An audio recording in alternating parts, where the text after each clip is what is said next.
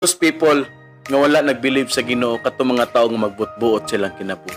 Kapatid, if you belong to Christ, dili na ikaw ang magbuot sa imong self. O bitaw ningon si Paul nga, dili na ako but Christ. Kasi mas nindot, ikaw magbuot sa imong kagalingon o si Jesus magbuot sa imong life. Pag kita magbuot sa atong life, wala gyud tay patuan. Ma-fail gyud taway. Tungod ka wala takita sa unahan, kapatid. Only God ang makakita sa imong unahan. Mas maayo gyud nga si Lord ang mo-drive sa imong kinabuhi. Si Lord ang magbuot sa imong kinabuhi. Focus on Jesus. Focus sa unsay gusto ni Lord sa imong life. Pag may problema igsoon, kapatid, ayaw na siya i-reject.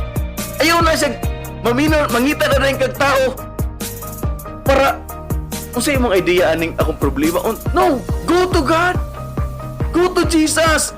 That problem, I mean sahay si Lord sa imo. Every trials or every circumstances or every hardship sa life, naagi na yung message ang Ginoo. Na i-purpose ang Ginoo. Kapatid, sa may naagihan mo karon, sa may sitwasyon nga nakakaroon, ayaw i-question si Lord. Paminawa unsay minsay sa Dios sa imong kinabuhi. Amen, mga kapatid.